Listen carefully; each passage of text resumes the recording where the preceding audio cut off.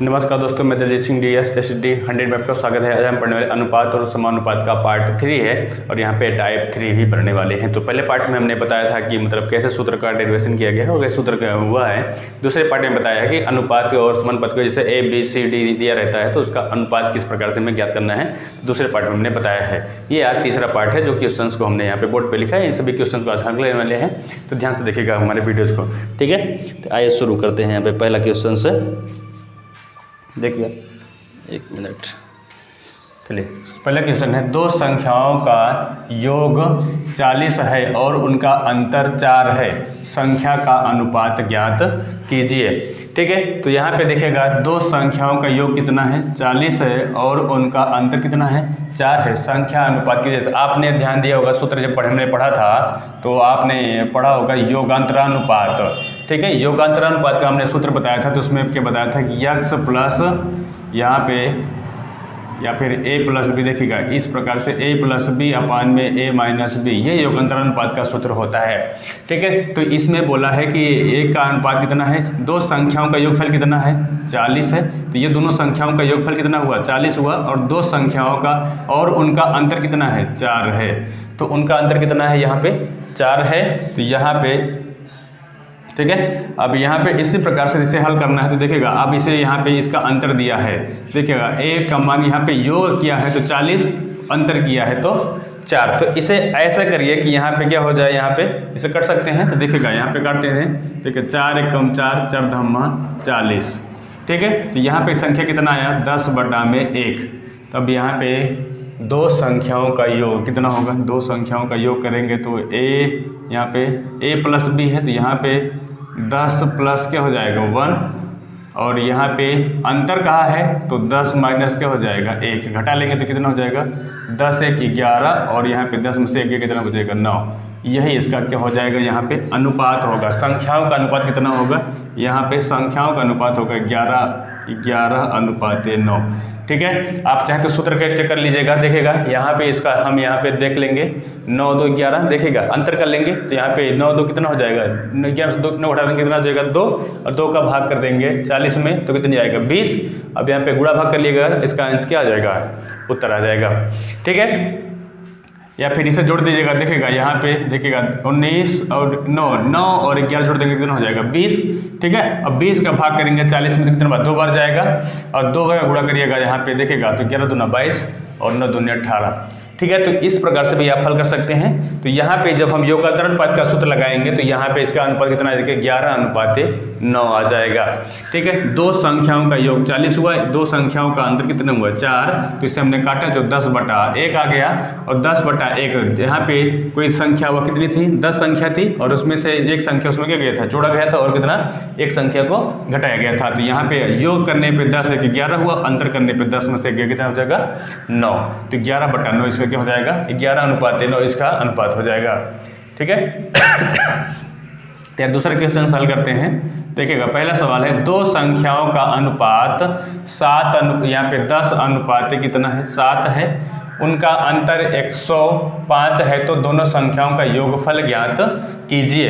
ठीक है, तो यहाँ पे हमें क्या बोला है कि दो संख्याओं, यहाँ पे दो संख्याओं का अनुपात कितना है 10:7 है, और इनका अंतर कितना है, अंतर मतलब क्या है कि 10 में से 7 कितना बचेगा, यहाँ पे घटा लीजिएगा 3 बचेगा, और इसका अंतर कितना आया 10 और 7 का अंतर कितना आया 3 और कितना होगा 105 होगा, क्योंकि इन दोनों तीनों संख्याओं का अंतर कितना, यहाँ दोनों संख्याओं का अंतर कितना है 105 है, पर आया कितना है यहाँ पे घटाने पे 3, तो यहाँ पे 3 से भाग दे देंगे 105 में, तो यहाँ पे देखिए कितना उत्तर आएगा 3 त्रिका 9, 3 5 15। तो यहाँ पे दोनों संख्याओं का अंतर कितना आ गया 35 आ गया। ठीक है, और 35 तिक्के कितना होता है 105 होता है। तो ठीक है, यहाँ तक आंसर सही है। अब कितना आ गया, दोनों संख्याओं का अंतर 100, यहाँ पे दोनों संख्याओं का अंतर 105 हुआ, तो जिसका उत्तर आया कितना 35। तो पूछा है दो संख्याओं का योगफल ज्ञात कीजिए। तो संख्याओं का क्या करना है, हमें योगफल ज्ञात करना है। तो यहाँ पे देखिएगा हम यहाँ पे निकाल लेंगे, तो 10 यहाँ पे योगफल निकालने के लिए क्या होगा, दोनों संख्याओं को हम क्या कर देंगे, जोड़ देंगे। तो 10 और 7 कितना हो जाएगा, 10 और 7 कितना हो जाएगा 10 7 17 17। अब कहा है कि दोनों संख्याओं का योगफल ज्ञात कर देती है। 17 हुआ तो यहाँ पे हम गुणा कर देंगे कितने से, 35 से। तो यहाँ पे 35 का गुणा करेंगे 17 में, तो यहाँ पे जितना आंसर आएगा वही हमारा क्या हो जाएगा, इसका आंसर हो जाएगा, जो 595 होगा। कितना होगा, 595। गुणा कर लेंगे 17 5 85 का 5, देखिएगा 17 5 85 का 5 हासिल कितना हो जाएगा 8, 17 3 51, 51 8 कितना हो जाएगा 51, 8 आपका क्या हो जाएगा 59। ठीक है, तो यही आपका क्या हो जाएगा, यहाँ पे दोनों संख्याओं का योगफल। आप इस तरीके से कर सकते हैं। तो देखिएगा 10 7 17, यहाँ पे 10 योगफल किए तो 17 हुआ। 17 नंबर कितना था, यहाँ पे 35 होना चाहिए, 35 गुणा कर दिया हमने, क्योंकि इसका दोनों संख्या का अंतर कितना आया था, 35 आया था। ठीक है, यहाँ पे भाग करने पे 35 है तो 35 गुणा कर देंगे तो उस पूरा संख्याओं का योगफल ज्ञात हो जाएगा 595। ठीक है नहीं तो आप इसे गुणा कर लेंगे, देखिएगा आप आंसर भी टिक यहाँ पे निकाल सकते हैं कि देखिए सही है कि नहीं। हमारा 10:7, तो यहाँ पे 35 गुणा करेंगे तो कितना हो जाएगा 350 हो जाएगा, और इसमें 35 गुणा करेंगे। ठीक है, तो देखिएगा यहाँ पे 35 गुणा कर लेंगे तो यहाँ पे 35, देखिए 7 5 35 का 5 हासिल 3, 7 3 21, 21 3 कितना हो जाएगा 21, 22 23 24। ठीक है, 24 आ गया तो जोड़ लीजिएगा यहाँ पे, देखिएगा 2 4 5, यहाँ पे 5 5 4 9 और ये 2 2 5 आ गया हमारा आंसर। ठीक है, अब सही है, दोनों संख्याओं का योगफल हमने किया, यहाँ पे दोनों संख्याओं का मान निकाला और दोनों संख्याओं का योग करके हमने क्या कर दिया, जोड़ दिया, तो इस प्रकार से 595 आ गया। तो हमने आपको यहाँ पे आंसर का भी प्रूव कर दिया। ठीक है, आइए अगला क्वेश्चन देखते हैं। यहाँ पे स्कूल के एक थैले और जूते के मूल्य 7:5 है। 5 का अनुपात, यदि थैले का दाम जूते के दाम से 200 रुपये अधिक है तो जूते का दाम ज्ञात कीजिए। इसी प्रकार से यहाँ पे हल करेंगे, जैसे ये वाला हल करेंगे ऊपर वाला, तो कितना है 7:5 है। दोनों संख्याओं का क्या है, योगफल दिया है। जूते का दाम और यहाँ पे थैले का दाम का जो अधिक है, कितना अधिक है 200 रुपये अधिक है। ठीक है, तो दोनों का अंतर निकालना चाहें निकाल लें। ठीक है, यहाँ पे दोनों का अंतर निकाले तो कितना आएगा, यहाँ पे 7 से 5 कितना बचेगा 2 न हो रहा कितना है, यहाँ पे कितना अधिक है 200 रुपये अधिक है, तो यहाँ पे 200 में हम क्या करेंगे 2 का भाग करेंगे, कितनी बार जाएगा 100 बार जाएगा। कितनी बार गया 100 बार यहाँ पे। तो कहे जूते का दाम ज्ञात कीजिए सॉरी, तो आप जूते का दाम ज्ञात कर सकते हैं, चाहे जूते का ज्ञात करना है चाहे थैले का ज्ञात करना है। तो 100 से इस तरह गुणा कर देंगे तो क्या हो जाएगा, यहाँ पे देखिएगा 100 पंजे कितना हो जाएगा 500, तो 500 रुपये इसका जूते का दाम हो जाएगा। तो यहाँ पे 100 रुपये इसमें गुणा कर देंगे तो यहाँ क्या हो जाएगा 100 7 700 हो जाएगा। यहाँ पे थैले का दाम निकल जाएगा। ठीक है, थैले और जूते का दाम दोनों आप चाहे जिसका भी निकालना चाहें तो दोनों प्रकार से यहाँ पे निकाल सकते हैं।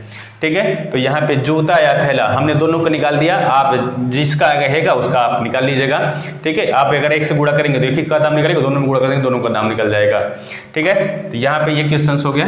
अब अगला क्वेश्चन देखते हैं। 2 पूर्ण धन, यहाँ पे धन पूर्णांकों का अनुपात 1575 है, उसका अनुपात 9:7 है, छोटी पूर्णांक संख्या ज्ञात कीजिए। ठीक है, तो यहाँ पे बोला है कि 9:7 है, कितना है 9:7 है, और इसमें क्या है गुणनफल कितना दिया है। गुणनफल मतलब क्या होगा, दो संख्या को गुणा हो रहा है। ठीक है, जैसे हम x भी गुणा करते हैं, देखिएगा यक्स का गुणा करते हैं, यक्स में कितना हो जाएगा यक्स स्क्वायर। तो वहीं पे यहाँ पे बोला है कि योगफल दिया है, यहाँ पे गुणनफल दिया है, तो इस प्रकार से देखिएगा दोनों का अंतर निकालिए कितना हो जाएगा। यहाँ पे 1 मिनट कुछ और दिया है इसमें, हाँ 1 मिनट, चलिए देखते हैं। दो धन पूर्णांकों का योगफल 1563 है, तो यहाँ पे 9:7 से देखेगा गुणनफल दिया है, तो गुणनफल देगा तो यहाँ पे 9 गुणा कर देंगे 7 में, क्योंकि यहाँ पे अंतर कर रहा था तो यहाँ पे हमने क्या किया अधिक कर रहा था, हमने घटा दिया जोड़ दिया, यहाँ पे कर दिया था। यहाँ पे गुणनफल का है तो 9:7 से कितना हो जाएगा, यहाँ पे 9 गुणा करेंगे 7 में, 9:7 63 हो जाएगा। ठीक है, क्योंकि गुणनफल का है तो इसलिए हम क्या कर देंगे गुणा कर देंगे 9:7 से 63। अब यहाँ पे पूरा इसका अंतर दिया है, मतलब गुणनफल दिया है कितना है 63 न होकर कितना है 1575 है। 63 का भाग देंगे 1575 में तो यह 25 बार जाएगा। कितनी बार 25 बार, और दो संख्या को गुणनफल कहा है इसलिए क्या हो जाएगा इसके ऊपर अंडर रूट लग जाएगा, और जब इसे अंडर रूट से बाहर करेंगे तो 5 5 25 होता है, तो इसका आंसर कितना होगा यहाँ पे 5। अब कहा है कि यहाँ पे छोटी पूर्ण संख्या ज्ञात कीजिए, हमें छोटी पूर्ण संख्या ज्ञात करना है, इसमें कौन सा छोटा है कौन सा बड़ा है, गुणा करके तभी ज्ञात कर लेंगे। देखिए इसमें गुणा कर देंगे 5 7 35, ठीक है। और इसमें यहाँ पे गुणा कर देंगे, 5 से 3 9 बचे 45। यहाँ पे सबसे छोटी संख्या कौन है? 35 है। यहाँ पे सबसे छोटी पूर्ण संख्या क्या हो जाएगी? 35।